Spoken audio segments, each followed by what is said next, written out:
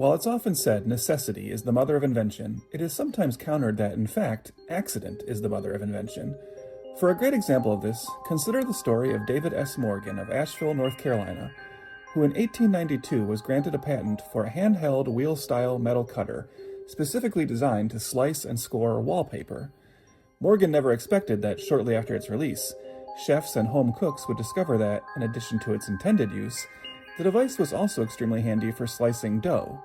Over time, the original wallpaper slicing Morgan had intended was all but forgotten, and instead, his design came to be seen as the early version of the modern pizza cutter. The wheeled pizza cutter would be further refined in 1922, once again somewhat by accident, when Carl A. Fromm of Canton, Ohio, invented a similar circular cutter, this one specifically intended for dividing dough before baking. Although Fromm called the device a cake cutter, its durable design and the clean, non-dragging cut it left still ultimately came to be seen as best used for already cooked pizzas, and soon versions were being sold across America, and then the world, marketed as the pizza cutter. If it seems surprising that a tool so associated with one of Italy's most famous culinary creations came from the brains of two Americans, well, at least remember that Morgan and Fromm's wheeled pizza cutter revolutions did replace a generally accepted version of pizza cutting that had been started in Italy centuries ago. In 1708, Italian inventor Silvio Paccetti created the mezzaluna, a large rounded, half-moon-shaped rocking blade, originally intended for chopping vegetables and herbs, but which over the following years would largely be adopted as the go-to tool for slicing pizzas. Though, due to its large size, one imagines restaurants and especially home chefs were more than happy to eventually swap it out for the small wheeled pizza cutter. But the debate over American or Italian methods to slice pizza and who originated or perfected the practice can even be seen in its most recent innovation, as in 2001, American inventor Roger Brown created a specialized set of pizza scissors, designed to resemble shears but with a spatula base, so that one utensil can both slice and serve pizza. But despite Brown getting the credit for this particular invention, many are quick to point out that the actual practice of cutting pizza with scissors, instead of a wheeled cutter, is actually deeply rooted in Italy, where, particularly in Rome, restaurants have been using kitchen shears to cut their pizza for generations. Perhaps we should simply allow both Italy and America to share the glory in pizza cutting innovation. After all, let's not forget perhaps the greatest cultural recognition of shear-based pizza cutting did in fact come from one of our most famous, beloved Italian-Americans, Sylvester Stallone, who in a 1986 film was seen using scissors to cut a cold slice of pizza into a smaller slice of pizza, a moment that would live on as one of the most remembered, discussed scenes in an already wild movie. The year is 1986, and Cannon Films are ready to team up with undisputed megastar Sylvester Stallone for a new, ultra-violent, horror-adjacent cop movie, and in the process, hopefully launch the next big action movie franchise with Cobra. 10,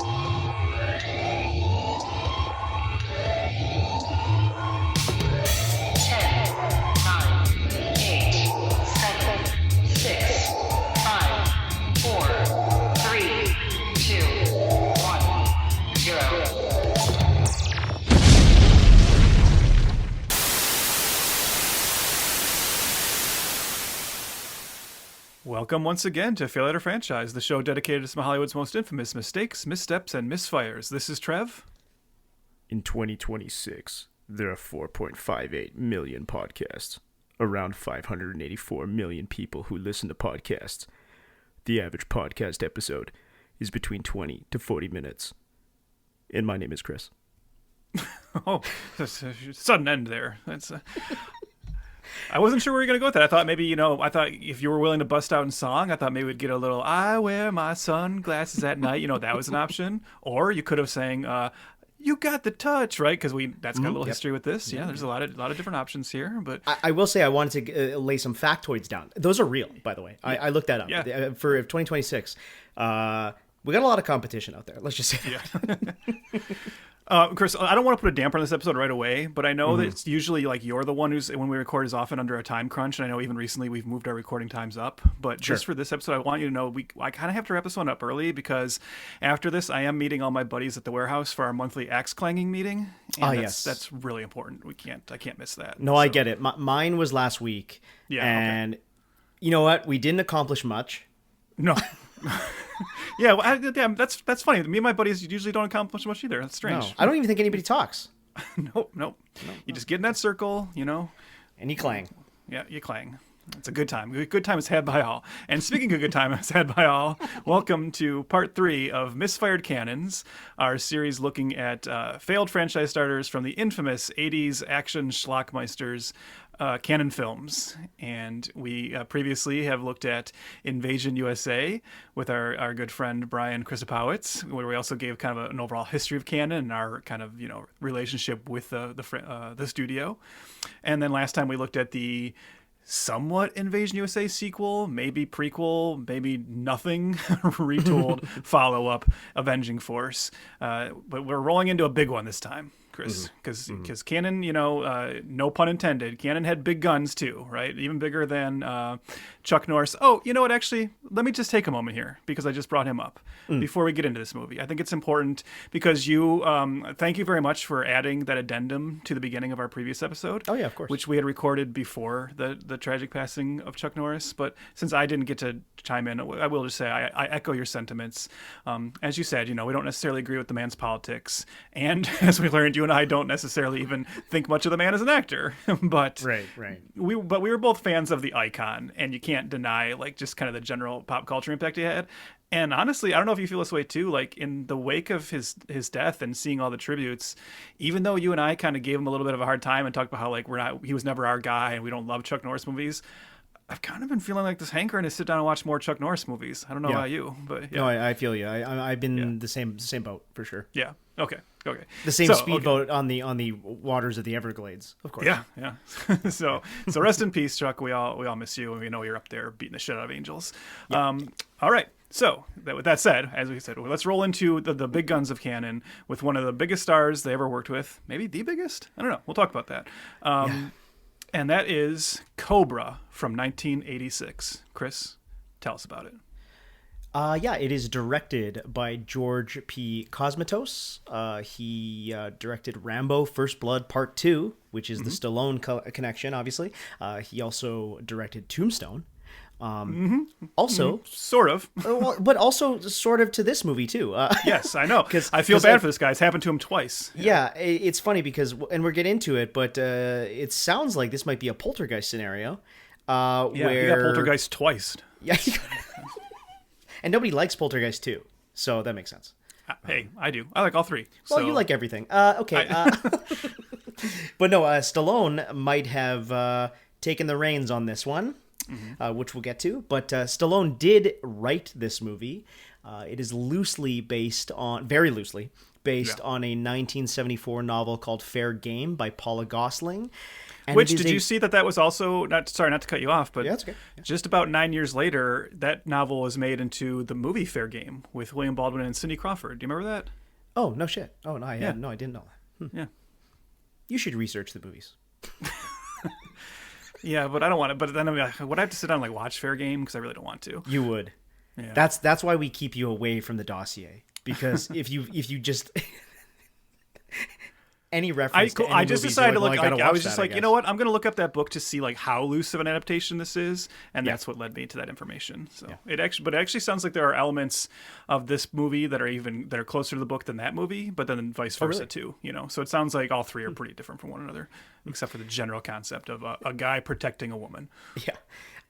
We'll get into it, but this script is also a retooling of another script. So yes, we're gonna save that. But you'll never guess which script that is.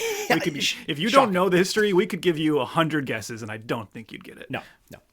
The budget of this film is quite high for a Cannon movie, $25 million. So big of a budget that WB had to be a part of this movie, and they distributed it, and I believe they must have paid a hefty sum for Stallone. Worldwide, the movie made $49 million. So actually, this is a mega hit for Cannon. The unfortunate thing is that, the production didn't go that well, and it just did not live up to the Rambo series. At this moment in time in 1986, I mean, we're going to talk about him in depth, but this is peak. This is right in the middle of Rambo and Rocky, and now there's a third attempt at a new action franchise with the same guy.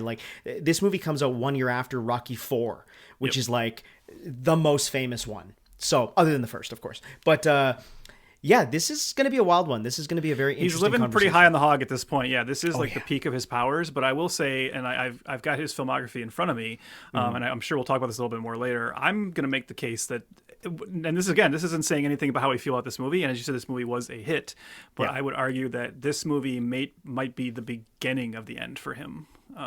Interesting. So we'll take a look at that. But Yeah. yeah. So do you want to start with him?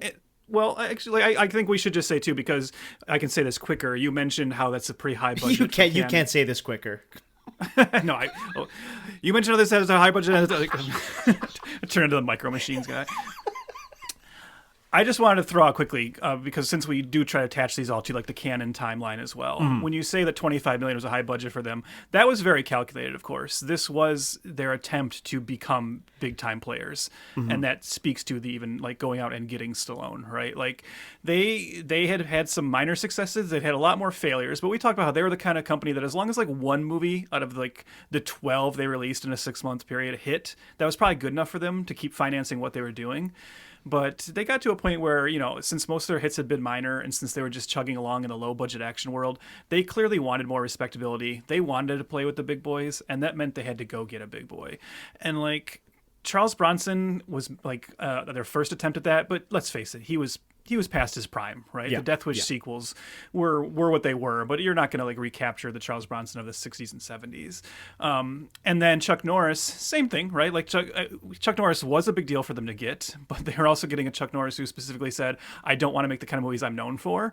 And we also just acknowledged last time that Chuck Norris, even though he is Chuck Norris and he is this iconic figure, he was never quite on the level of some of the bigger action stars. So they needed one of those big action stars. So they were willing to throw tons of money at Stallone, and more importantly, and this will segue into you wanting to talk about him because it's very important about the Stallone mythos, to just give him like complete creative control. Which Stallone hears that. Stallone hears, well, creative control, lots of money. Like you're game on, man. There's no stopping this guy now. No, 100%. Stallone is one of my guys, as I think we said in the first Italians. Yeah, we know. Wow. Racism. No, the in the first episode of this the series, we talked about how Chuck Norris wasn't really either of our guys, but I'm safe to say that Stallone is one of our guys. He especially at this time. Politics aside, I don't really care enough to talk about that. But I just think we don't like Trump. There, we said it. Done. Sorry, right? Stallone. But, but Stallone, we've talked about him really in depth in an old episode of our Success to Series spin-off show in our main feed. So go check that out, of us talking about the Rocky franchise.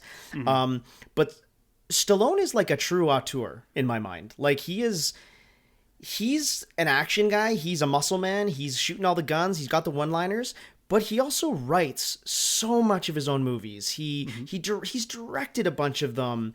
Like I just find I love that he has, I guess, a love and an admiration for the craft of filmmaking, versus just showing up to be the cool guy on screen. Now, does he write the movies to be the cool guy on screen? Yeah, of course. Yeah. But it's fucking sweet that he does all of it. So, and are all of his screenplays of the same quality? No. No. No. Has he written Rocky like multiple times? No. But totally. But there's something like that's so like give credit where credit's due. You know what I mean? Like this is something me and a buddy of mine have been talking about for many, many years, is that like Stallone, I think people forget that he is like so in deep in the filmmaking process. However, that comes with the ego. Yes, it does. So that's what I was going to say. It's like I agree with you. I think Stallone is an auteur, but everything you just mentioned about him has its like pluses and minuses for what it did for his career, his ego, his overall personality, his standing in Hollywood. Whenever we talk about Stallone, I often think about the anecdote I've heard Griffin Newman talk about on Blank Check, or like a theory Griffin Newman has, which I think is kind of, it seems like it's just so dead on. Talking about when Stallone was nominated for Best Supporting Actor for Creed. And all so many fans, including me, and I'm assuming you, just thought he was like a lock. They're like, "Oh my god, such a great performance! He seems like so overdue. He's like beloved, right? He's so beloved." And he was like racking up critic awards up to that point. Like all the critics groups were picking him. And then Griffin Newman made the point of like, yeah, those are critics. Those are the fans of the movies who love Stallone, just like normal movie fans do. He's like, and then he got the nomination. And what happens when the Oscars, who are the Oscars voted on? People in the industry. Yeah. And when people in the industry could suddenly vote for him, he lost. And Griffin Newman says, that's not a mistake. That's not a coincidence. He's not very popular in the industry because of his ego, maybe because of his politics, but mostly because of the way he's rubbed people wrong and their relationships, which he's also acknowledged in the later life. You know, he's been kind of vocal about what kind of a terror he was during the 80s, and we'll certainly talk about that with this movie. But yeah, when you are a wunderkind who really fights, you know, so hard to get Rocky made under your terms. The story's so great they're making a movie about that this year. You know, I play Rocky. And it works, right? And you not only spawn a franchise, but you create like an Oscar-winning movie, an indelible character, and then just a couple of years later you get a second indelible character in a franchise. And everybody's like telling you can do no wrong. It's not surprising he built that ego. It's still a little disappointing, and I think it did yeah, I don't know. I mean, his place in American history, cinema history, is like pretty locked in. But I wonder what his career would have been like if he could have kept that ego a little bit in check, you know, a little more throughout that time. Yeah. Well, he would have won that Oscar. Probably. Yeah. Yeah, for sure. But again, maybe he would have also agreed to like let Rocky die in the movie, which also would have helped, you know.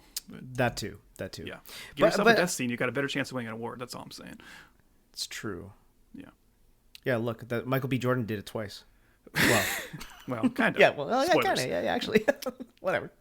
But yeah, I just wanted to say that I really do like Stallone, especially in this era. You know, like I still get excited. I used to get really excited to see him in action movies. Like now he's just old. Like let's be honest. Like it's tough to watch your aging action heroes. Like what didn't they just announce that most likely maybe we're getting another Conan movie? And I'm like, I mean, I love Arnold. Arnold is the fucking best, but dude is like 80 and it's not the right really kind of old. Like me. I was like so into that idea like 10 years ago, and even in just 10 years it's been like you see him now and you're like, hey, we don't need this right now. Yeah, exactly. So this 80s Stallone I love. I grew up on him big time. My dad especially is a big Rocky and Rambo fan. So yeah, it's cool that Canon, to bring it back to them, it's cool that they, well, I guess we're in maybe panic mode. And we're like, oh my God, we need to get a megastar. And really, they did. That's what's wild about this movie, Cobra, coming in at this time, is that he really was a mega fucking star right now. And it's wild that they got him, this little studio that could. You know, that was pumping out movies like crazy every single year. I finally watched the documentary, by the way. Okay. I know I said that a couple episodes ago. I was going to maybe watch it. What is it called again? Electric Boogaloo. Yeah. Wild. Yes. These Golden Globus were insane people. Yeah. Very likable, insane people, which I think maybe as boisterous and demanding as they could be, there's like a charm around them that I think maybe people I guess I'm jumbling around. A lot of the actors really hated them. Yes. But also a lot of actors really loved them. Mm-hmm. So I think like everybody who worked with them loved their enthusiasm for movies. Correct. And maybe didn't love their like business acumen and like trying to collect paychecks from them and things like, you know, that's kind of like yeah. But you say that, so you say that it's surprising they got Stallone, and I'm going to come in and actually push back on that just a little bit because I guess because they were in panic mode. That's what I mean. It wasn't like they weren't really at the height right now, weren't they? Weren't they like kind of? I also just, if you can allow me to become like armchair psychologist for a moment, sure. Because you're right about Stallone being like a huge, like at like the peak of his powers right now. But I will say, we were just talking about his ego, right? And how big of an ego he had at this time. And that'll pop up again in a moment as we talk about like some of the behind the scenes stories with this movie. Mm-hmm. But you know what's true usually of people who have huge egos is it's really fueled by like kind of secret insecurity, right? Like a sense of self-doubt. And I think Stallone has always had that. And I think that we know that, well, I'll just get to that by saying why would he maybe as you said, 85 he has Rocky 4, humongous, right? He's already had First Blood, he's got these like films kind of chugging along. Why would he suddenly want to work with a studio like Cannon? Why would it feel so important to him to get these higher budgets, to have creative control? Who was suddenly nipping on his heels right at that time? Schwarzenegger. Yeah. Like he saw that coming because, he has Rocky in 76, Rocky 2 in 79, 82, he has Rocky 3 and First Blood. Great year for him. But 82 is also the year that Schwarzenegger burst onto the scene with Conan the Barbarian, 84, Stallone has Rhinestone. He kind of tries to expand out into comedy, and it's a terrible mistake. And the movie is reviled. But that same year, Schwarzenegger has Conan the Destroyer. Well, whatever. But he also has The Terminator. Right. And then 85, yes, Stallone has Rocky 4, but Schwarzenegger has Commando. I think Stallone just sees, he's like, well, I don't know if I'm the top guy anymore. Right. I see this guy coming. And we know now they're buddies, but they've talked a lot about this feud they had and how there was this real rivalry between the two of them to try and one up each other constantly. Is he a friend and a rival or just a rival?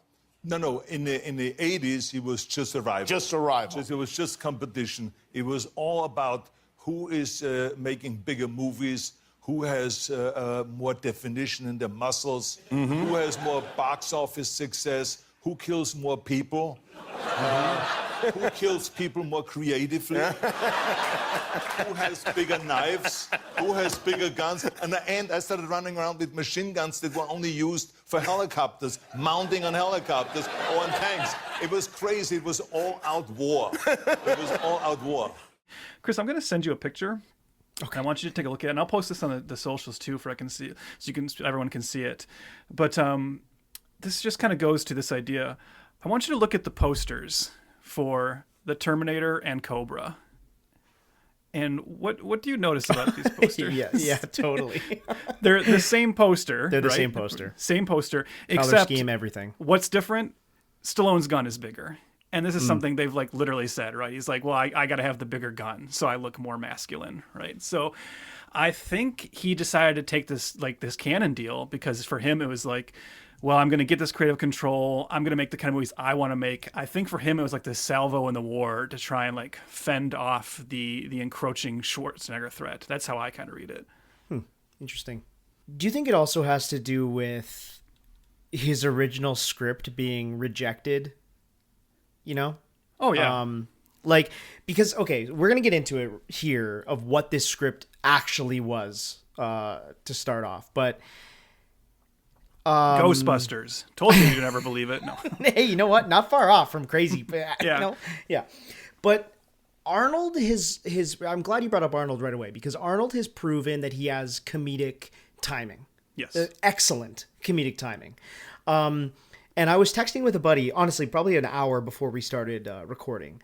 And he had said to me, has Stallone really made any comedies? Because he's not really good at it. And I said, well, Rhinestone you mentioned. And then I mentioned the Stopper, My Mom Will Shoot. Yes, and I think which both... Schwarzenegger tricked him into doing. Yes, exactly. So the story goes that you somehow tricked him into making a very bad movie. Yes. And is that true? Yes, but it's part of the... How in the world? How did you manage to do that?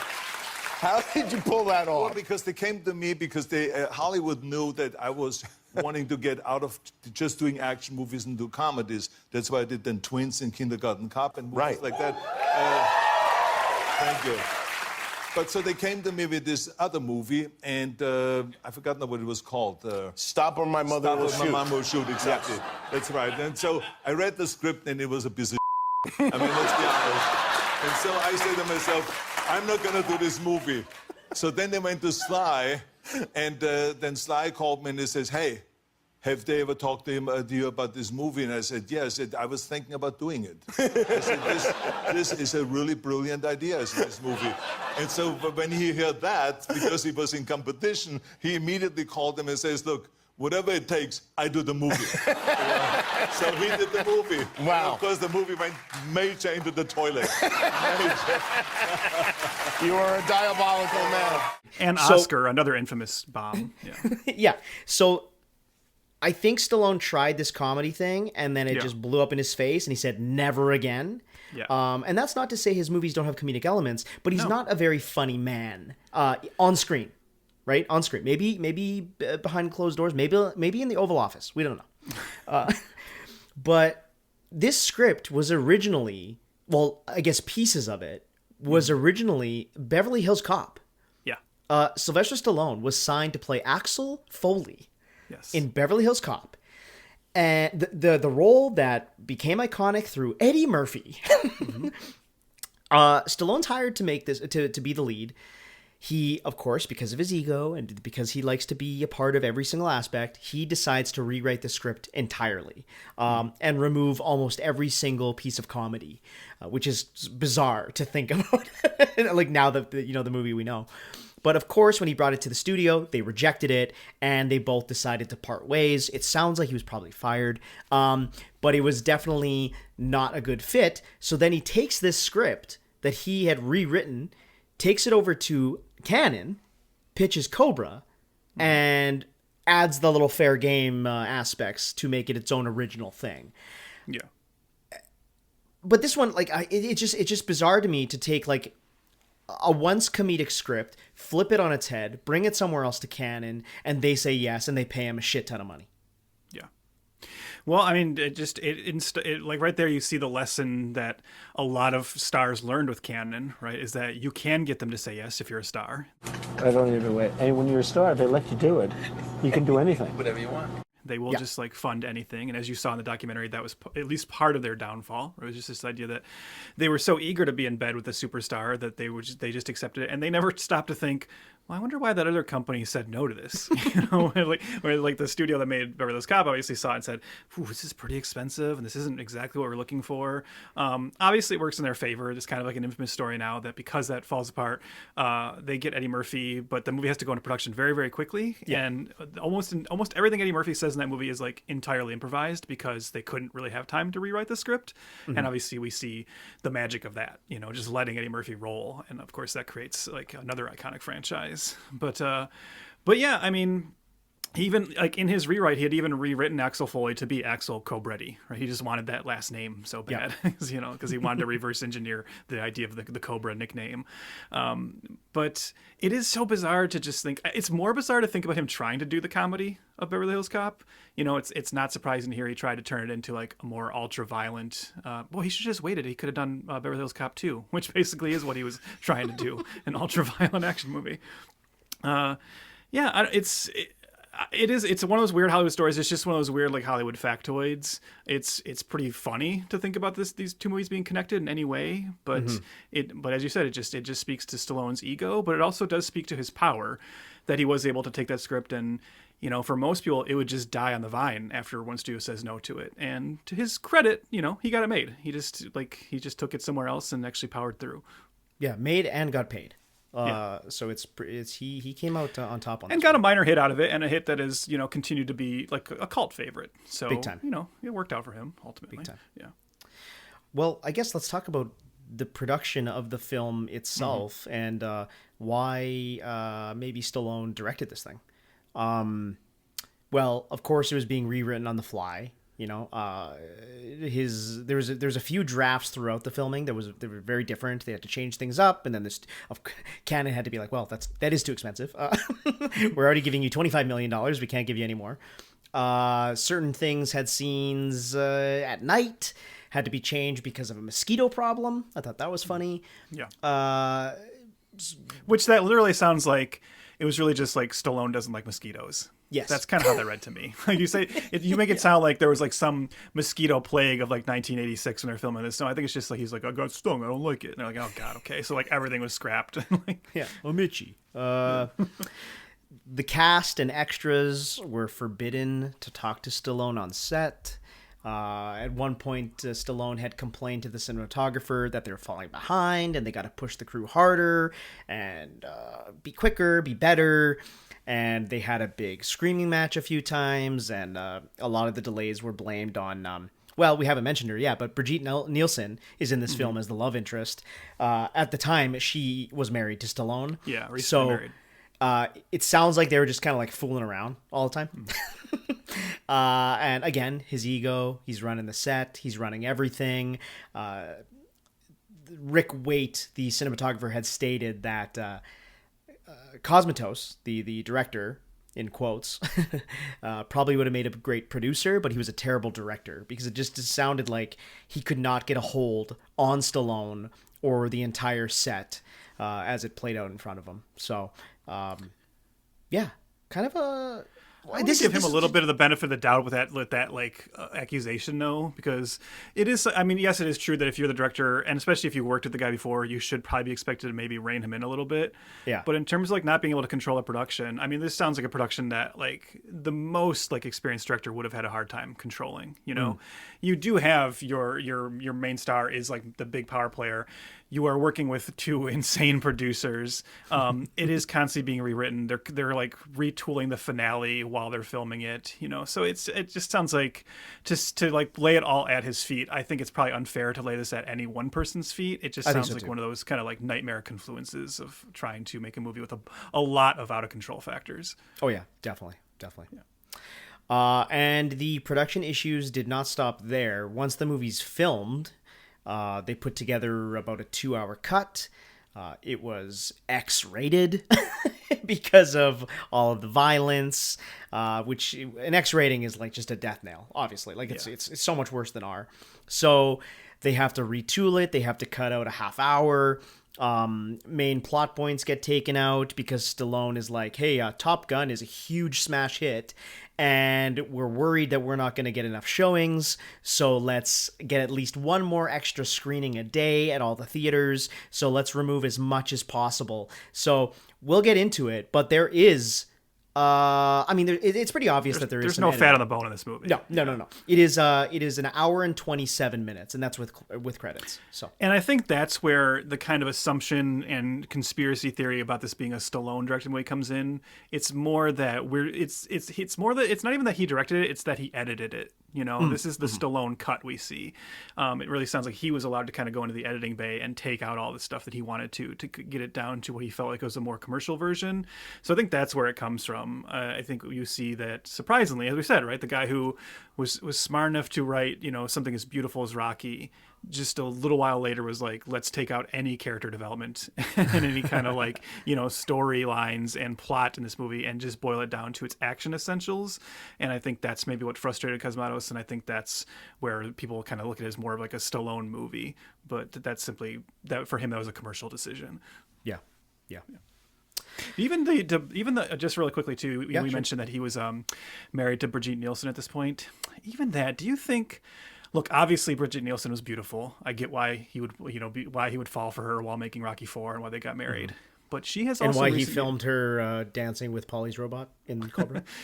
But multiple Polly's robots. But do you think, because she has in recent years revealed that because her debut movie was Red Sonja, which hey, keep that in mind, folks. Well, anyways. She has revealed in recent years that she had an affair with Arnold Schwarzenegger while making Red Sonja, something Arnold Schwarzenegger has confirmed. Do you think like Stallone was partly like married her because he knew about that and he's like, I'm going to take his girl too? You know, like I feel like there's probably like at least a little bit of that going on there as well. Both those guys, and maybe more so Stallone, holds grudges. Yeah. He actually made a movie, Grudge Match. But I think, I mean, I don't want to sound... I know you don't want to sound too... conspiratorial on that side either, but I mean, I would not put it past the guy. That's like I said, they are very open about their feud being very real at this time. Yes. You know? They didn't really know each other, but there was a couple, like I know there's a couple public interactions where, you know, they're kind of seen to be looking at each other and sizing each other up and maybe making jokes about each other.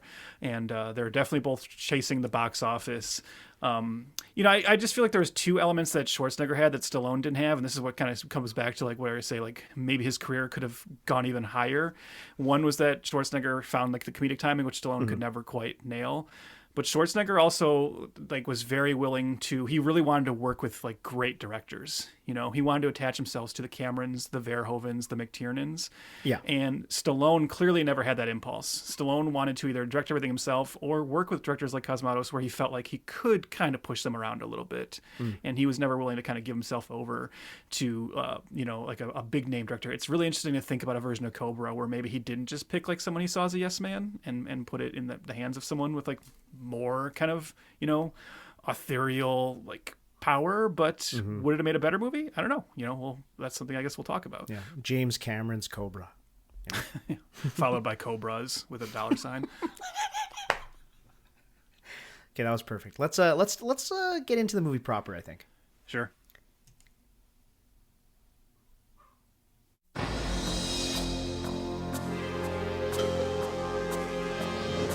Society is breeding a new kind of criminal.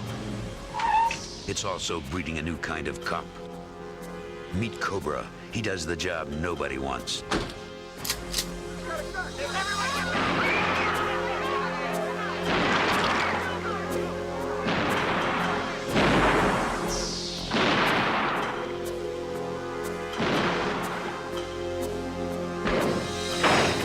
Did you use unnecessary deadly force? I used everything I had. Do you know you have an attitude problem? Yeah, but it's just a little one. You think you would recognize me if you saw him again? The tall one? Yeah. The one that wants to kill you. Do what you have to do to get a lead on this maniac. And if I find him? Do what you do best.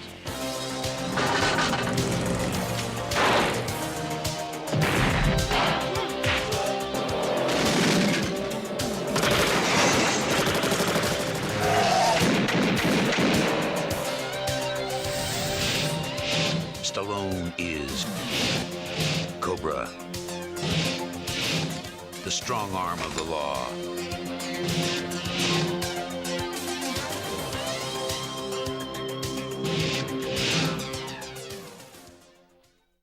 Los Angeles police officer Lieutenant Cabretti, Cobra for short, finds himself at the center of a spate of murders carried out by a secret society called the New Order, killers who select weak members of society for extermination. As the murder rate rises, Cobra takes fashion model Ingrid into protective custody after she witnesses New Order and the Night Slasher in grisly action. It's now up to Cobra to protect this young woman, evade New Order's evil clutches, and bring the Night Slasher and his goons to justice. I believe your plot synopsis was about as long as the script for the movie. So, Chris, I know you had like a little anecdote you wanted to tell about this. Yeah. Yes. So I want Trev to give his feelings first to the movie, but I want to reference what I said last episode. That I said at the very end of the last episode, I said we're talking about Cobra, and I said spoilers, Trev. I own this movie, right? So a couple days ago, a couple days ago, I go to my wall of Blu-rays, and I go to pick up. I'm like excited. I'm like, sweet. I get I'm gonna make a screening of it. I get to watch it on Blu-ray. It's gonna look great, sound great. So I go to my wall of Blu-rays, and they're all in alphabetical order. Okay, Cobra's not there. So I go, that's bizarre. So I check my app. I have an app that I've had it's since been defunct app, but I keep it, and I manually have a database of everything I own, and just in case I lend something out, and I keep track of it, or what I'm watching, or what I need to watch. And I check my app, and I'm like, the fuck? Cobra's not on my app either, which means I must have manually deleted it. So then I'm like, but I own Cobra. I'm like, I run to my wife, and I'm like, I can't find my fucking movie, Cobra. And she doesn't care, of course. But I go, and I'm like, she goes, are you sure you own it? And I'm like, yes, I do. I promise you, because I bought it from Amazon in 2012 after Expendables 2. Okay? So Expendables 2 is the best Expendables movie. I'm sure. The only one I like. Yeah. The only one, that's the best one. Mm-hmm. And after Expendables 2, I went home and I went onto Amazon and I ordered a bunch of action Blu-rays I had either never seen or just ones that I kind of grew up on and I wanted to own. So I bought Cobra, Commando, Last Action Hero, Ong Bak, Kiss of the Dragon, War, and The Running Man. So I bought them all. And the reason I know that I bought all those at that time is that my wife says, well, just go to Amazon and check your past orders to make sure. So I go to Amazon, I go back to 2012, okay, my past orders, and there they are, all those movies. And then I go back to my shelf and I realize, where the fuck is Commando? and where the fuck is Kiss of the Dragon? So 3 movies that I used to own, I do not own anymore, and I don't know where they are. Okay? I check my app. They've all been manually deleted. They're not in my database. They're not anywhere.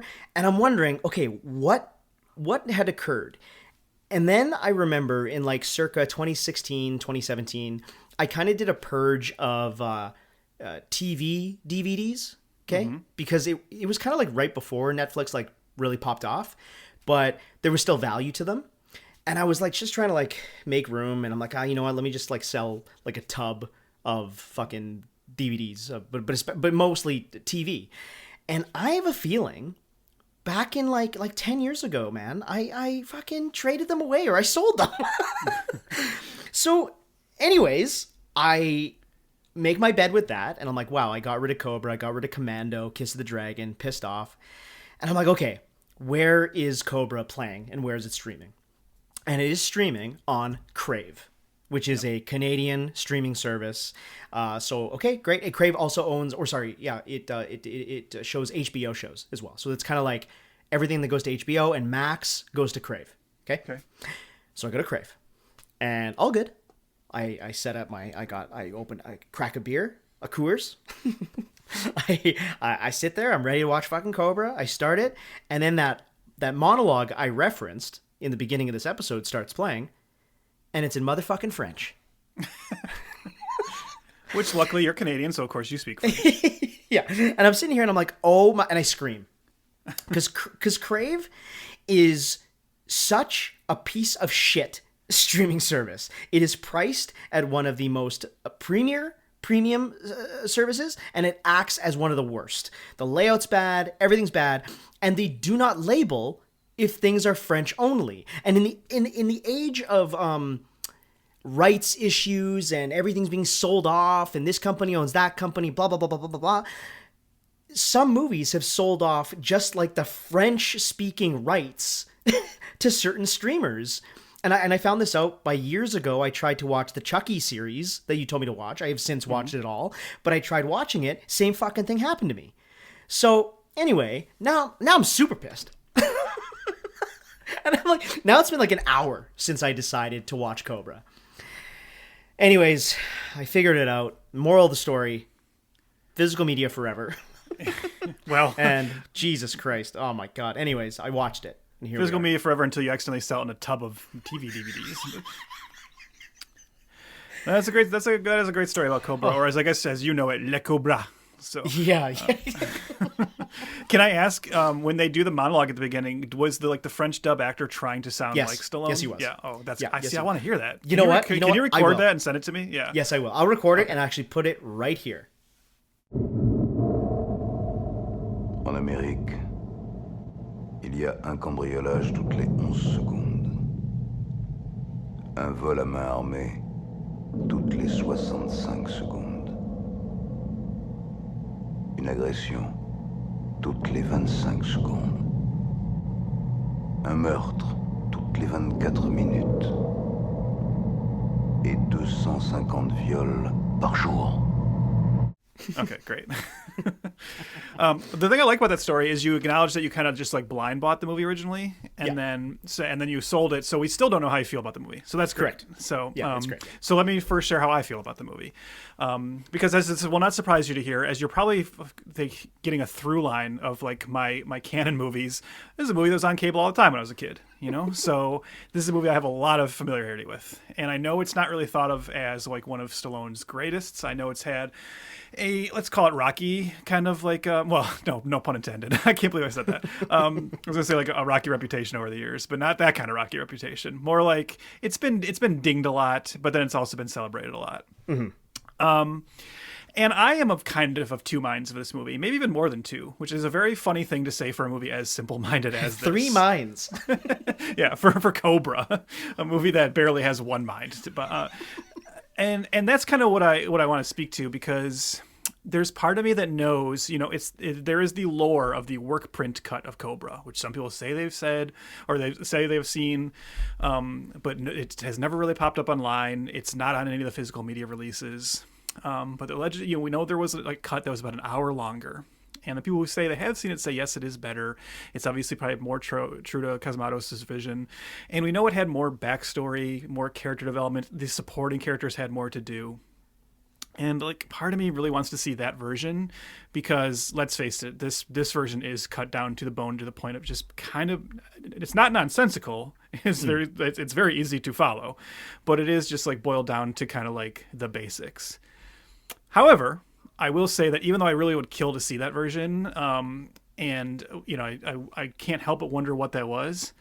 At the same time, there's something that kind of is like fascinating about Cobra and works in its favor in that it does just boil the action genre down to its like basest, rawest elements. And in that sense, it almost becomes like this like amazing action art house film. I know that sounds wild about Cobra, but that's kind of how like a lot of the sequences I see them as, right? And it's, again, I think I said this for Invasion USA too. Cobra is maybe even more true. If someone makes like an 80s action parody today, they are essentially making Cobra. This is a movie that is like built entirely of just action cliches and tropes. Every moment it's clear Stallone made the creative decision to just what would be the coolest thing in this moment. You know, he took all like motivation for his character and the bad guys out. Everybody is just a symbol of badassness or a symbol of evil. The other thing that I kind of butt up against is on a moral level, this is a pretty despicable movie. It's got really evil messaging, I think, in terms of, you know, it's obviously his riff on Dirty Harry, and we'll talk about that, but it's like Dirty Harry times 1,000 in terms of like the politics of this. So we're kind of getting back to that discussion we had with Invasion USA versus Avenging Force. This is definitely like a right-wing fantasy movie. But again, I said I like other right-wing fantasy action movies, and I like Cobra exactly because of what I said. I think it's just when you strip everything out and you just boil it down to this kind of like perfect engine of just action, there's something so fascinating about it and so propulsive that it becomes, like I said, this like interesting, almost experimental, action film. And then of course, this will not surprise you too. I've also always liked that it's essentially action meets slasher. And you know, I'm a big horror guy, and this is very much a horror action hybrid with the New World and especially the night slasher. So of course I like that element as well. So I'm definitely Team Cobra. I wouldn't call it one of my top Stallone movies or anything. I'm certainly not going to put this in the echelons of the Rambos or the Rockies, or my favorite Stallone, Demolition Man. But I think this movie is a good time. And I think if you watch all 87 minutes of this and don't have a good time, maybe action's just not the genre for you. Gene Siskel gave this 2.5 out of 4 stars and called it Filthy Harry. So just like Dirty Harry, which I like. Yeah. I could not agree more. Cobra fucking rules. Like, I love that you said about like the art house thing, because I put in my notes that this movie's like has accidental style, you know, like accidental art house vibes, like the total jumbled editing of it actually kind of works, you know, like, you know, Rocky IV proved that montages can be just the best fucking thing ever. Yeah, Stallone loves a montage. And Cobra is almost a montage of a movie.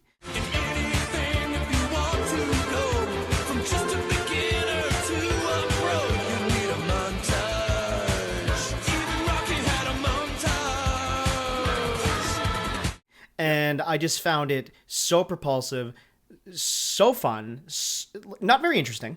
No. But like, I love the comp you're making here is exactly that. Like Invasion USA, I remember Brian saying this is like a quintessential 80s movie. Like this is what it would have been. And I think Cobra is that even more so. Like you have 7 80s songs, ballads that play. Whether they fit the tone of the movie or not. 100%. Fun fact, you referenced it earlier, but Stan Bush's The Touch, which is heard in the Transformers movie, the cartoon from 1986, was originally written for this film. So funny to think of that song popping up at any point in this movie. Oh, it's great. Especially with the knowledge, you know, like the hindsight. You know? Imagine if it was the Dirk Diggler version too. All right. But like this is my kind of 80s action movie. Like almost to a T. Like, is this a 4-star masterpiece? No, it's not. But this is just so fun, and you understand Cobra as a character in 3 seconds. And I love that. It throws you in. They're at you got the opening shootout at a supermarket where a guy is taking the patrons hostage, and the cops are like, call the Cobra. And then he just shows up in his like fucking sick car with a license plate that says awesome. He steps out with aviators and a matchstick in his mouth. He's just macho as fuck. He goes in and he has like the greatest one-liners. He's all business. He's the guy that you call in situations like this. It's like so efficient. Takes a break during the shootout to chug a Coors. Oh, it's great. It's great. It's just this is quintessential 80s, in my opinion. This is this kind of movie. And the horror angle really puts it over the top for me. I had completely forgotten about how this feels like just a genuine slasher film. In the parking garage and the hospital attack, specifically. This is a great genre blend. And I don't even know if they meant it. That's what's so fascinating about the movie. Cosmatos' like background was horror, right? So, and that's fair. I think you do feel that in this movie. So that, and I don't know if that's what Stallone was thinking in bringing him in, or if it was more just that like, well, he did everything I wanted on, So like if it was that, but yeah. But I love the neon.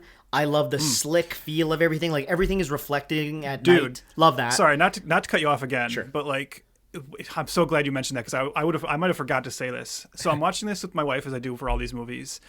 And we're watching Cobra, a kind of like universally accepted dumb movie, right? Yeah. And yet I say to her, I'm like, I know that this movie is like looked down upon, and like the general like perception of this movie is it's just 80s trash, right? Mm-hmm. And I was like, this movie looks fucking beautiful compared to like every movie that comes out today.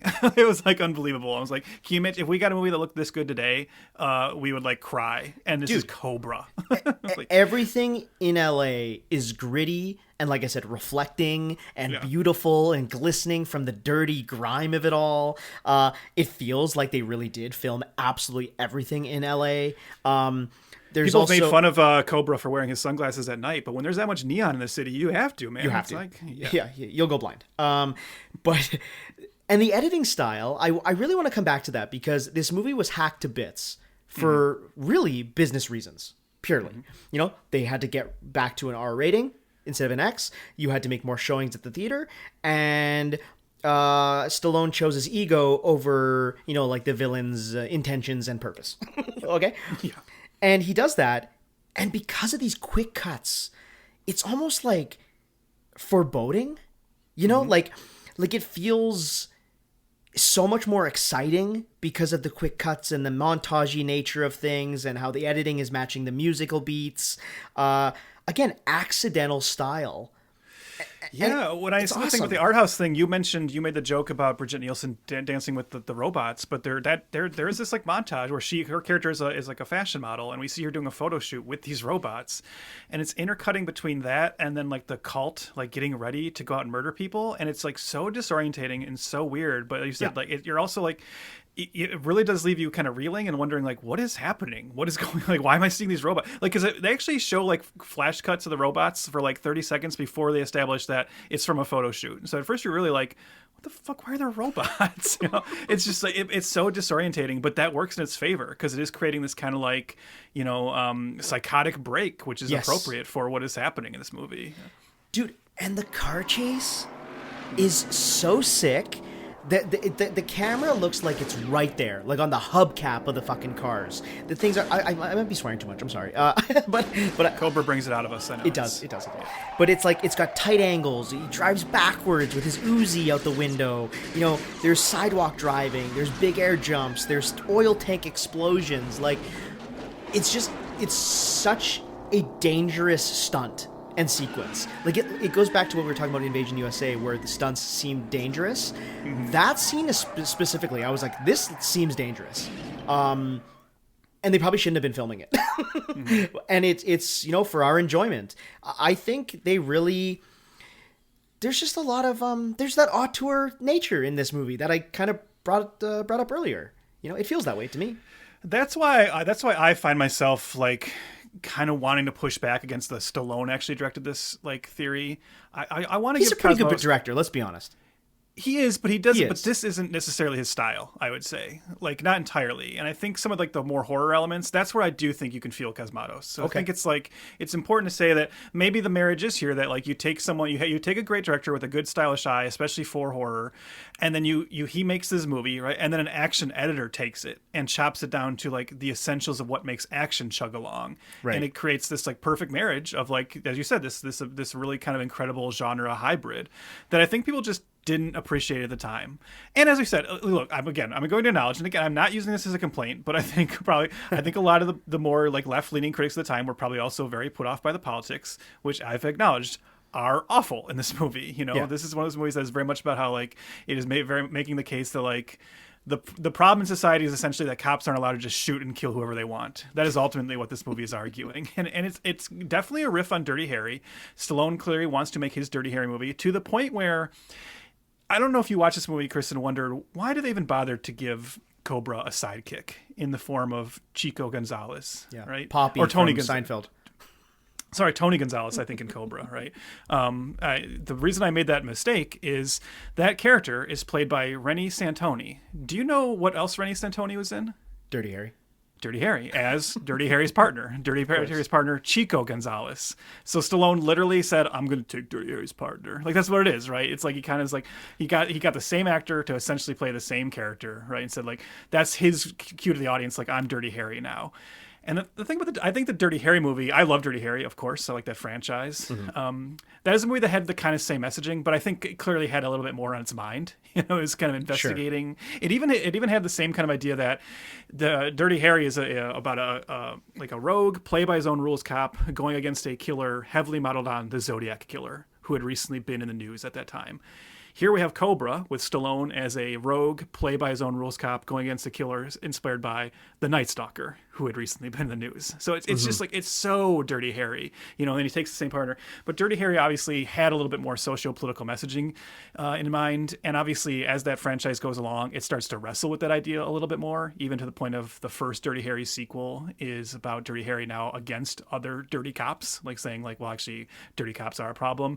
I don't think if we'd had a Cobra 2, that would have gone in that direction. If anything, I think it would have just gone more and more wildly right-wing. But again, it's so over the top and so ridiculous that it's hard to actually be morally offended by this movie. That's, I guess, the point. I agree too, right? Like you can sense it. It is there. It's a evil movie politically, but it's so silly that you're kind of like, yeah, all right. This is where I guess I will chime in, I guess, a little bit more politically, because it's like you said earlier that people have a bad taste in their mouth for Stallone, right? Mm-hmm. Then and now, and especially now because of those reasons. I sometimes think that critics or even some fandoms will deem people the enemy and then shit on them once they are deemed the enemy.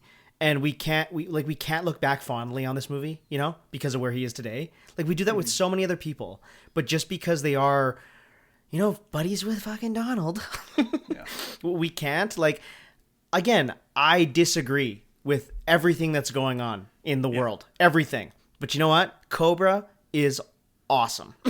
You know what? I also disagree with Marion Cobretti when he says the cops should be allowed to do this. Totally. At the same time, Cobra's awesome. Fucking cheer when he puts the night slasher on a fucking hook and sends him into a fire. Right? Like, fuck that guy.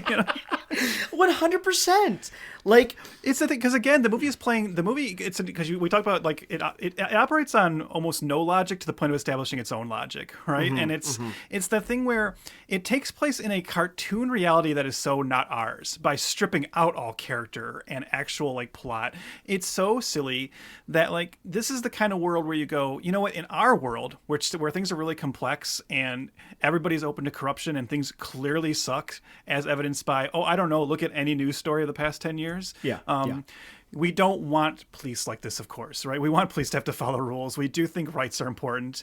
But in this world, I think we would be fine with this kind of cop if everyone was just evil. If the bad guys were literally just evil and there was like nothing more to say about it. In fact, speaking to that point, kind of even like another infamous story about the production is Brian Thompson, who played the Night Slasher, even on set asked Stallone, like, what is my character's like motivation? Like, why am I the Night Slasher? Like, what does this guy want? And Stallone literally said to him, "You're just evil." Like that's all Stallone cared about, and Brian Thompson's like, "Oh, okay," but that's how Stallone views the world, right? Which again can be like a very right wing thing to just see villains as evil, but like it's a movie, so I guess we can accept it. So get over it. Exactly, it's a movie, and I don't want to get into the like the debate of movies will cause a school shooting or you know what I mean, like stuff like that. But it's like sometimes movies are just movies and they are just pure entertainment stupidity. like there is something that is charming about this movie being so empty when it comes to realism, and it's so over the top, and an inspiration for the movie Drive. I didn't put that together until reading about that, but Nicholas Winding Refn. I think just an inspiration for Nicholas Winding Refn's existence, essentially, really, totally. Not just Drive. But You're right. Yeah. But no, this one I feel like it's got a lot going for it. It's a lot of locations, a lot of set pieces, a lot of 80s songs. It's zippy. The movie just flies by. Speaking of Brian Thompson, he played Shao Kahn from Mortal Kombat Annihilation. He did. Remember that? Yeah, he did. Yeah. I mean, I don't. Of course, I also don't. I mean, I don't have to tell you. You already know this. He, of course, also played Klingon Officer Klang on Star Trek: The Next Generation. He also played the Dozi negotiator Inglatu on Deep Space Nine, and the Jem'Hadar soldier Taman Torax on Deep Space Nine. And of course, you also know he played the Romulan Admiral Voldaire on Enterprise. So 4 different Star Trek characters for Brian Thompson. Rate, review, whatever you do. I was going to say he played Punk in 1984's The Terminator. Yes. And I bring that up because I don't like making fun of actors. But is he kind of like a derpy Arnold Schwarzenegger? Well, he's got. Is that the reason why Stallone picked him? Well, did you actually? There's a story about like how when he auditioned for this role, Stallone thought he was too nice. He was too nice to play the Night Slasher, which is really funny because I mean, Stallone, look at him, right? Which I guess that eventually, the more I showed up for auditions, I think probably finally Stallone's eyes just took over and said, "Oh yeah, look at this guy." But I also think that has been a potential. I don't know if I want to call it a detriment to Brian Thompson's career, because clearly he's had a pretty good career. He's been in a lot of stuff, but time. I did see him say that he's very aware that he has a very particular look. And I've seen him say like, well, I'm never going to get asked to play like the nebbish kind of guy, the nerdy guy. I'm always asked to play the heavy. So I would say just at this point, if anybody's listening, any filmmakers listening, can we just give old Brian Thompson like one nerdy role just to like, for the hell of it? Nerds can be bit. Look, in a world where we know that like Joe Manganiello plays like D&D and Henry Cavill paints Warhammer models or whatever, right? Like nerds can look like this too. So I always think of Brian Thompson. Besides Cobra, I would say this is probably his like most iconic role, especially for people of my generation. But to me, Brian Thompson is always the alien bounty hunter from X-Files, which is a character that he was like so intimidating and scary on that show that in my head I was like, yeah, the alien bounty hunter. He was like just all over the X-Files. I looked it up today. He's in 9 episodes. 9 out of 218 episodes. But he left like such an impact on that show that he feels like one of the big bads of that show. Yeah. But yeah, I really like him. He seems like a cool guy. I get what you mean about being Derby Schwarzenegger, but I think it's just that because of his look, he was more often cast as a villain, so he never quite got to get that like big hero role that maybe could have turned things around for him. But as I said, he, hey, 4 characters in Star Trek, that ain't bad. Hello again? No? I just didn't have a response. No, he's good. He's got a lot of screen presence. I mean, I've seen him in so many things over the years. He does have that, hey, it's that guy face. Yeah. Oh, yeah. So he's like, he has over 100 Buffalo credits. Bob and Joe Dirt. Yeah, he's in Dragonheart. Love that. I know you don't like Dragonheart, but you know what? Nope. That's for my generation.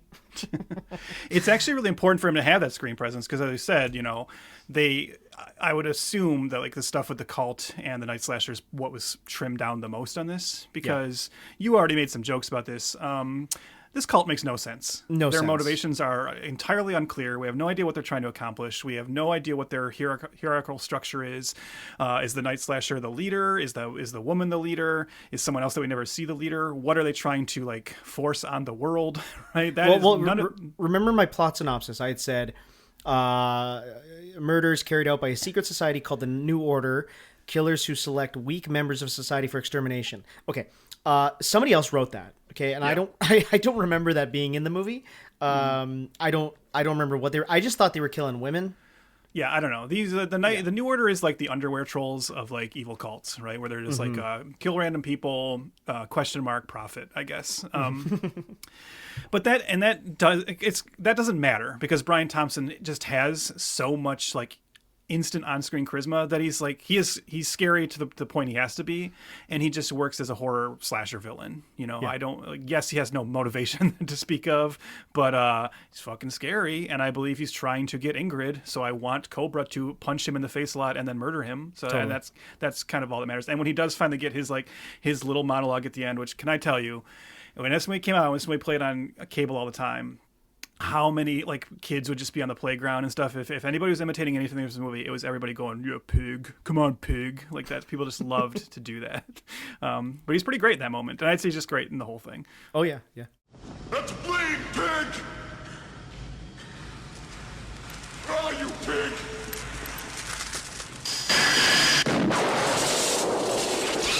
I want your eyes, pig. I want them. You want to go to hell? Huh? Huh, pig? Yeah. Let's also talk about just how good Stallone is in this role. Because I actually saw... well, hold on. Because I actually... See, I had a feeling you might push back on this. But, like, he's not doing Rocky level of acting in this. No, Stallone is an incredible actor when he feels like he has something to prove. Right, when he's making Rocky, when his career has been on the downside for a little bit and he has to do a Copland, when he's doing a comeback film like Creed, I think we have a handful of amazing Stallone performances, and then we have a handful of pretty like committed action performances. I think Stallone can be sometimes. What you just said here, like, right, he's at the peak of his powers. He's been given complete control. He's acknowledged that he's kind of like a nightmare on set. He's paying more attention to his girlfriend. He can be kind of complacent in those. I'm going to let you make your defense, but I would just say I wanted to be honest with myself and say, even though I love the movie and I think Cobra as a character is fun and everything, I don't think his performance here is that much different than the performances we were knocking Chuck Norris and Dudikoff for in the previous two movies. I'd say this is pretty. I disagree. The reason why I disagree is because I think Stallone is really good at playing stone cold, but his heart is always there. I think Stallone has very kind eyes. There's something about when you watch him, he is a A-list movie star for a reason. And there's something about his little moments, the way he looks at people. Like he doesn't have to be speaking. He's got just that screen presence on his face, and it's very distinct, and it's intimidating, but again, he has kind eyes. I remember somebody telling me that years ago. You didn't say the magic word. What magic word? Please. And there's the moment when he's like either riffing with Gonzalez, like those little moments where he's riffing with him and he's kind of breaking his buddy's balls. Like I thought that really worked well. When this is over, I like to celebrate by punching a hole in Monty's chest. You know what the trouble with you is? You're too violent. And then like when he's sitting with Brigitte Nielsen, Ingrid, I mean, obviously they're married, so the chemistry is there, but just the way he like looks at her, and like when she puts too much ketchup on her fries and he's like looks so disgusted. Or when he's like when he wanted to buy those trinkets. Did you find out anything new? Since you were in the bathroom, no, not really. I did. Like what? Marion Cobretti. Is that really your name? Gonzalez talks too much, doesn't he? It's not so bad. No? Well, it's kind of tough growing up with, don't you think? Well, I like it. Do you? Yeah. Well, I always wanted to have a tougher one myself. You know, something a little harder name. Like what? Alice. better get going. Like, there's little moments which I always come back to for a performance like this. Anybody can, not anybody, but most can do a one-liner and shoot a gun. But Stallone has the little moments where I think that's his lasting legacy. Like, even when we talk about Rocky, you know, his rambling, his little moments of being kind of like a slowish guy. Yeah. That's where he plays his strengths, or that's where his strengths lie. So I think there's glimpses in here. Of course, he's more one note, but yeah. I'll give you the glimpses. I'll give you the kind eyes. I really disagree about the chemistry between him and Brigitte Nielsen. I don't think they have any in this, which is very funny considering they were married at the time. And I think it's telling that they were also divorced shortly after. You don't think even when they're in the hospital, by the way, and they have that the little moments when he was like, I mean, again, it's also, I mean, to be fair. Well, yeah, let's talk about Brigitte Nielsen. That's different. Well, yeah, I mean, that's part of it too, right? Because she's not an A-list movie star. We don't like making fun of actors, though. But to be fair, they're both butting up against a script that is not like giving us any sensible reason to really buy these two falling for each other. Sure. So, you know, that's part of it. But I didn't feel any like real chemistry between the two of them. I did want to acknowledge, as we said, they were divorced shortly after this. What movie does she go and make immediately after she divorces him? Yeah, Beverly Hills Cop 2. Right? That's got to be, again, like we talk about people in Hollywood don't like Stallone, right? That's got to be like a little bit of a twisting the knife, right? That's calculated, I think so. I think so. Yeah. Well, yeah, so we're going to talk about her. Beautiful, clearly, right? Mm-hmm. Like the camera loves her, which makes sense as a statuesque model. But yeah, she's wow. But I don't know. I mean, is there anything to say about her? From your lips to God's ears. Yeah, there you go. Is there anything else to say about her performance in this? No. She is married to a Hollywood A-lister, and that's why she's in the movie, and she's hot, and that's okay. We've devoted months and episodes to certain actresses who get jobs from their husbands, so it's fine. Yeah. You took offense to that one. No. We both love, in particular, one director who keeps casting his wife over and over and over again. Yes, Mike Flanagan, and she rules. So totally. it goes both ways, you know. Mm-hmm. Mm-hmm. That's about it for her, though. Yeah. Who else is in this? You mentioned Gonzalez, and I mentioned that he's Poppy from Seinfeld. That was nice to see.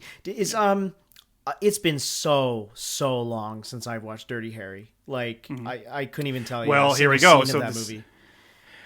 Go ahead. So ask your question. Yeah. Well, just like, is he just copy pasted? So his character, he's the partner that Dirty Harry gets like saddled with in Dirty Harry, because like the whole thing is like Dirty Harry goes through partners and doesn't like working with anybody, and then they like force him to have this new partner. He ends up like, it's kind of the thing where Dirty Harry doesn't want to have a partner, but ends up kind of like begrudgingly, he does help Harry in the investigation, but he ends up getting shot, and by the end of the movie, he's like in the hospital, and he tells Harry, I'm going to retire from the force and just become a teacher. So obviously this is not meant to be the same character. I'm being kind of like cheeky with that. But the fact that the name is the same, I'd say this guy's a little bit more of just a rah-rah cheerleader. This guy, the character of Tony Gonzalez only exists to like fill in whatever gaps we do have filled in for Cobra. He is there to like tell Ingrid like, this guy's a badass, and he's there to like explain like explain the zombie squad, but that is never really explained, just as the cult is never explained. But that's his role in this, right? He doesn't do much. I think they think his like fast food addiction is funny, but it's not. This maybe again comes back to like how Stallone doesn't really quite have a grasp on comedy. But yeah, I'd say he has more to do in Dirty Harry, but I'd say both characters are maybe equally important. So whatever. Sure. Interestingly enough, the other interesting Dirty Harry connection is that, again, going back to Stallone just wanting to like make it clear that he's making a Dirty Harry movie, and probably like watched Dirty Harry a bunch to like prepare for this, and just started thinking about like, what can I do to like connect the Dirty Harry of it all. The villain in Dirty Harry, the Zodiac analog, who in that film is called Scorpio, was played by Andrew Robinson. Andrew Robinson plays the asshole detective in this who like butts heads with Cobra all the time, Detective Monty. Oh, funny. And of course, I don't have to tell you that Andrew Robinson also played the beloved character, the Cardassian exiled spy turned Taylor Garrick in Star Trek Deep Space Nine.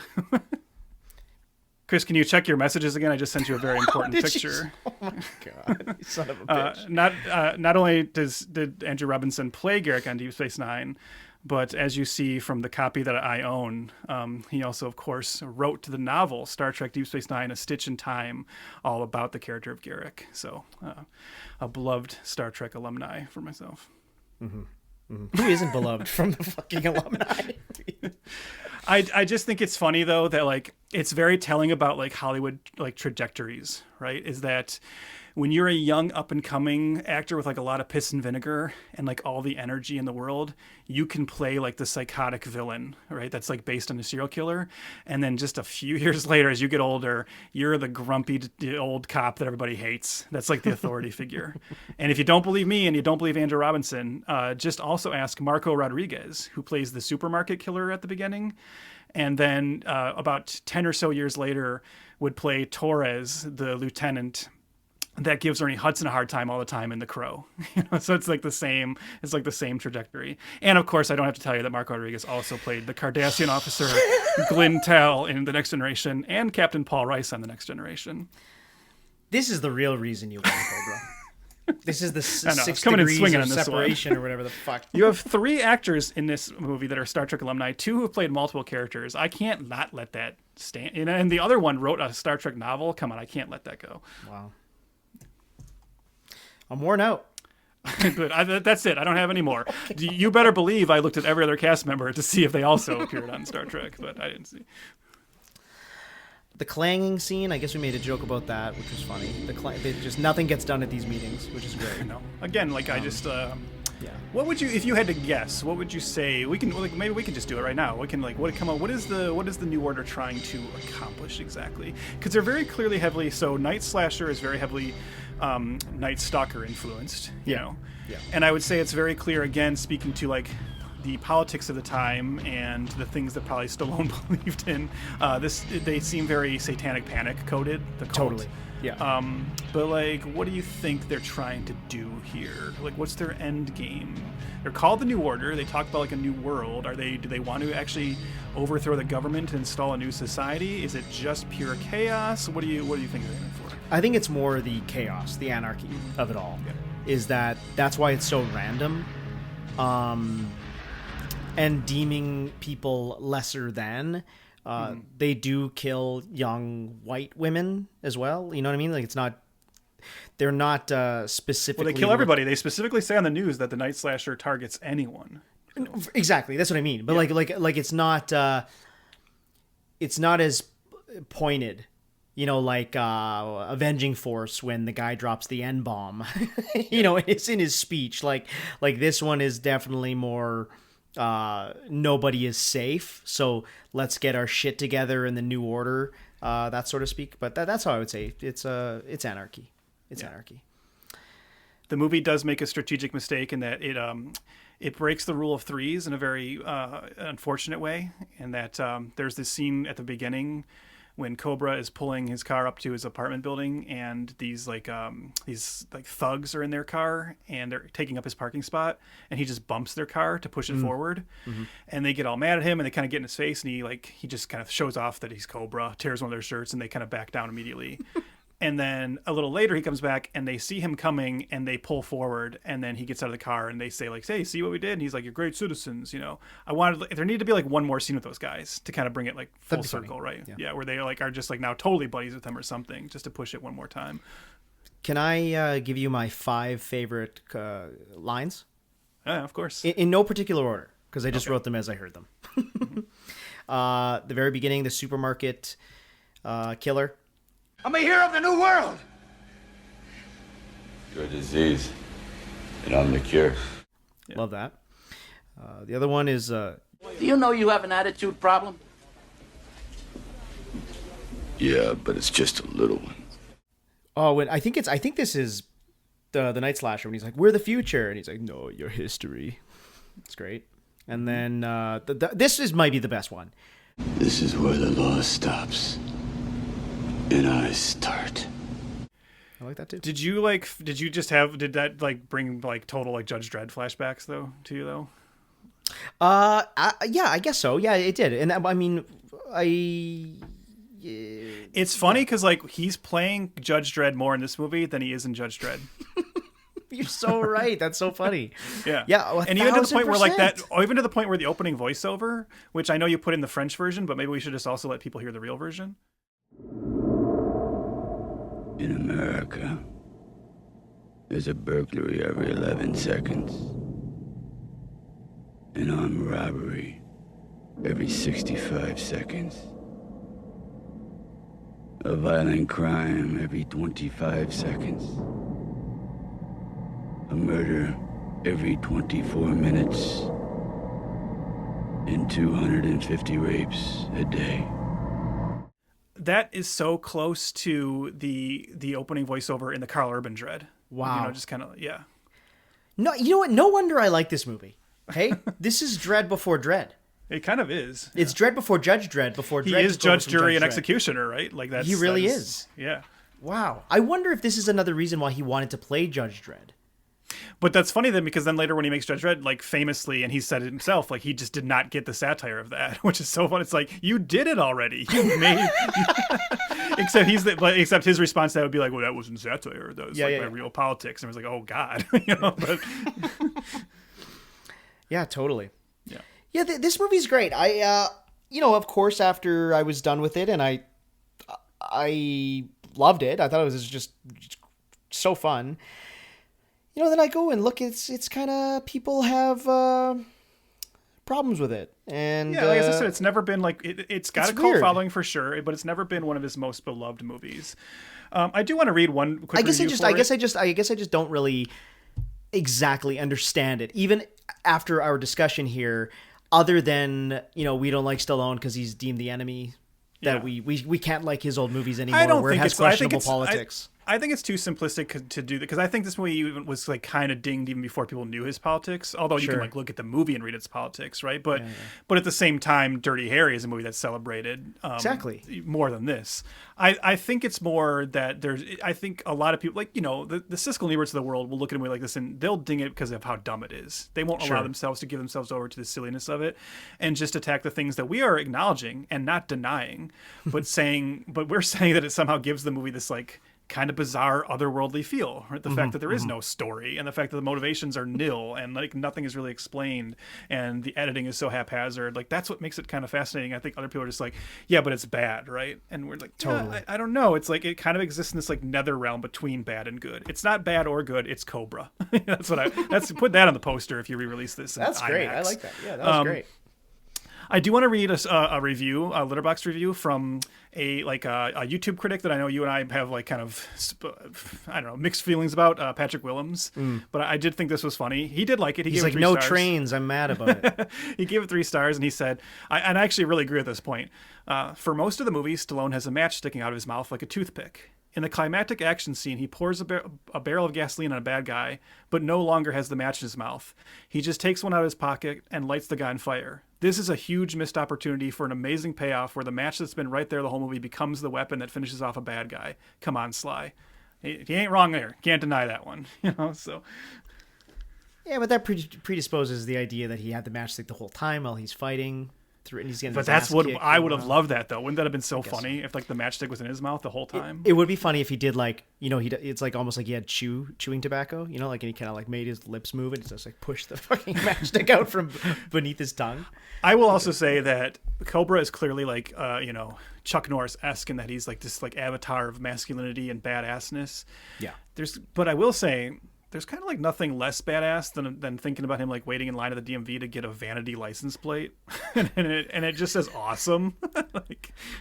And you know what's funny? He had to get it without the E. Yeah. So that must have been taken already. Yeah. That'd be great if we learned that the Night Slasher had the one that has the E in it. That's the motivation that they cut out. Yeah, that's why they hate each other. Nominated for 6 Razzies.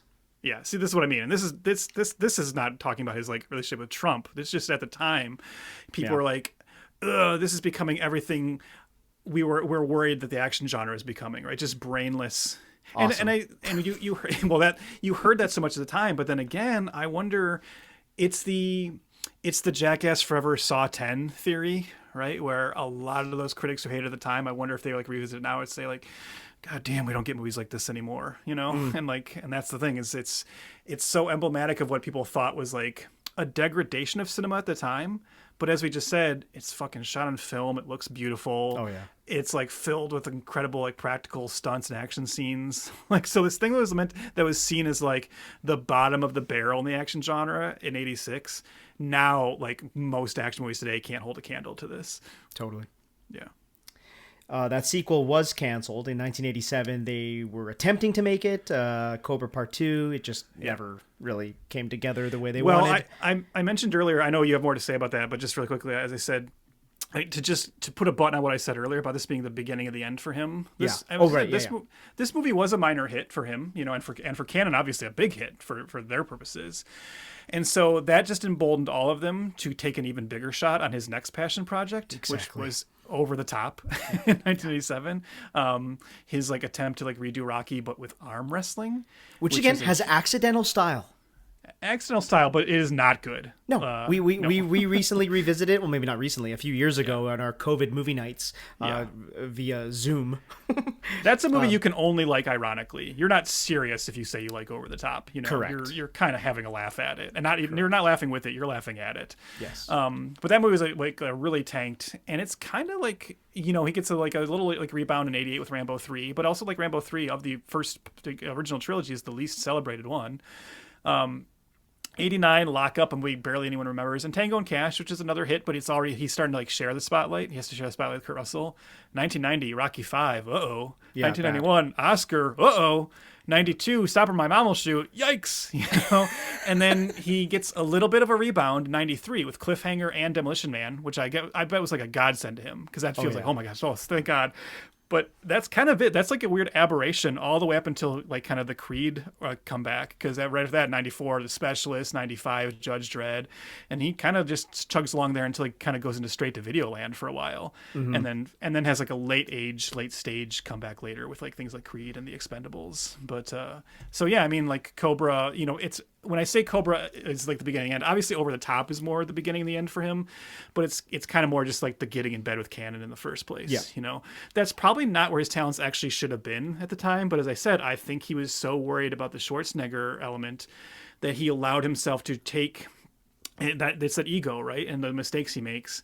He allowed the idea of huge paychecks and creative control to be like his North Star, instead of finding directors that would like do the best with him, like what Schwarzenegger was doing, you know? So he put himself in bed with like the wrong studio at the wrong time. No, 100%. Yeah. Yeah. Arnold seemed to get that out of his way early on with like Hercules in New York, you know? Like, yeah. Yeah, I found it interesting. I never actually remember hearing about this, but in 2019 that there was a TV series in development from Robert Rodriguez, which is funny. We recently talked about him. But do you remember that at all? Like, I just don't. I don't, and I want to ask you, how do you feel about that? Because I'll tell you how I feel about it. What do you think? Okay, I just recently went through the El Mariachi trilogy. Mm-hmm. So potentially in the midst of that era of Rodriguez, I could see it being interesting. It would just be wildly different, right? I don't like it simply because I don't think Robert Rodriguez is the right guy for Cobra. Well, again, maybe back then, though, when he was a little bit more, I don't want to say experimental, but a little bit more not what he is now. Well, 2019, though, we're not talking about that. Fett. I guess you're right. Yeah, this is 2019. This is modern Robert Rodriguez, and I just think Robert Rodriguez is the wrong guy for it. I think Rodriguez's temptation would be to look at the cult following and to look at how we're talking about it and try to make it tongue in cheek, or try to turn Cobra into Machete, and that would be my concern. I honestly think if you were going to have, and I don't really want a sequel. I think it's fine that this. Spoiler alert for the next question coming up. I know.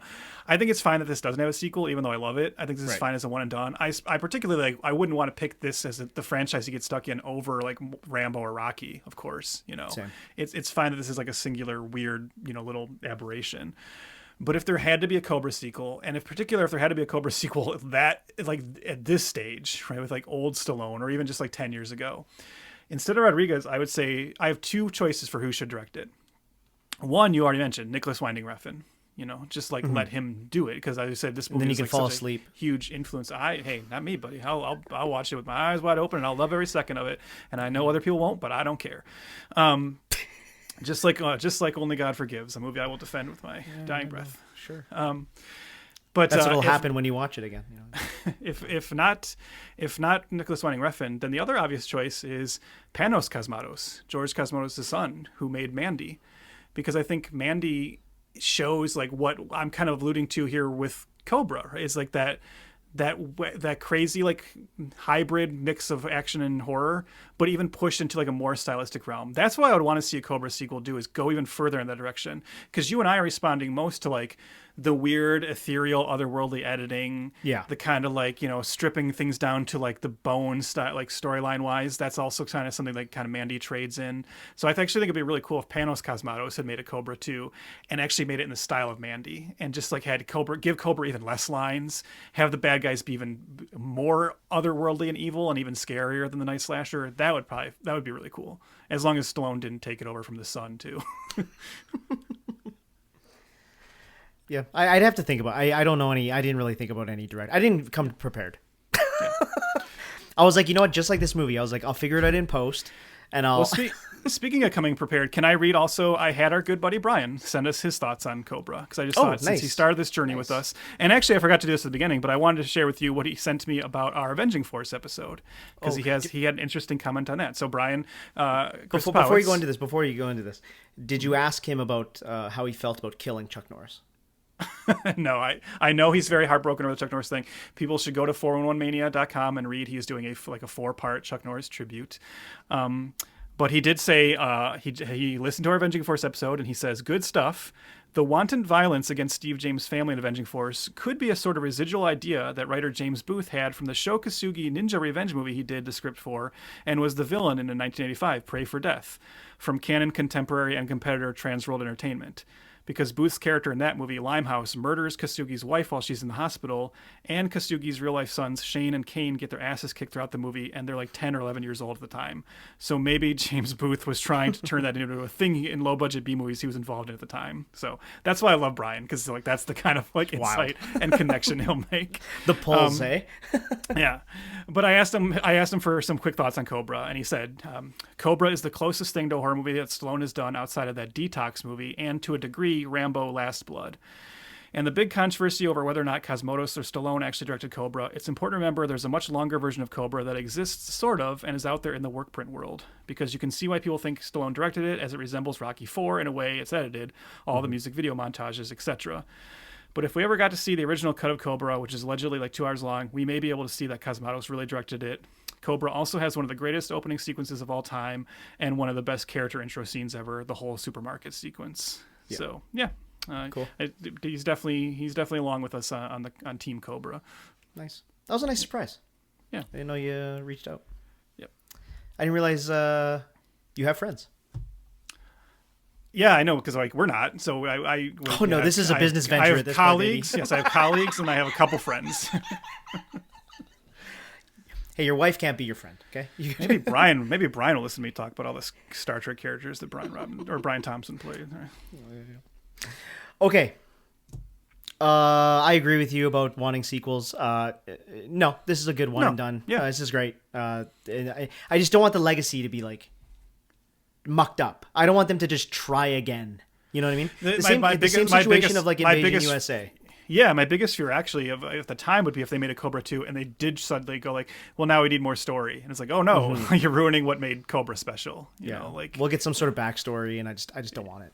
Yeah, I just don't want it. Okay, that's it. That is it. This was a fun. I mean, this was a fun one. Like, I think we both definitely recommend it, though. This is. I might actually go buy it again. Well, that's looking at. You know that Arrow recently put out like a big like 4K like set of it. So is that? Oh, they did. Yeah, multiple like commentaries, like extra features. No, it's like a standard 4K price. Okay. So all right, I might have to watch that. Arrow has sales too, right? Yeah. Yep. Okay. All right, keep me in the loop of those. Sure. Because I do need it again. So, next episode. I remember what we're doing now. The famed American Samurai from 1992 to cap off this series, Misfired Cannons. I'm very, very interested in this one because we the reason why is because we are officially leaving the Golan and Globus era. We are, yeah. So it's like we're also leaving the movies anybody but Trevor has heard of era. So yeah, that sounds about right.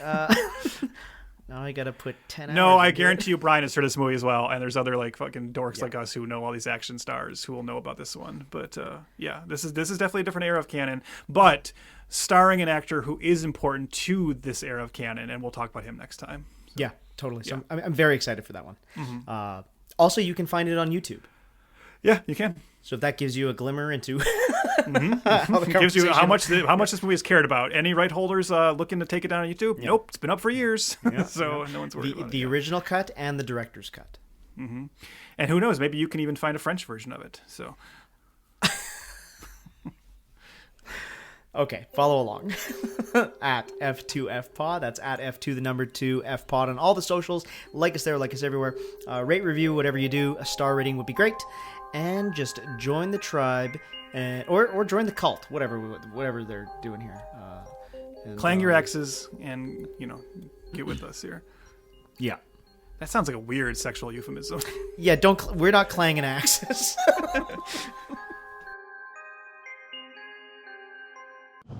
Allez, amène-toi, poulet!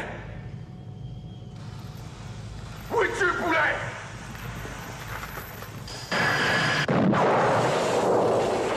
Je veux voir tes yeux, poulet! Je veux les voir! Tu me cherches? Hein? Sale poulet!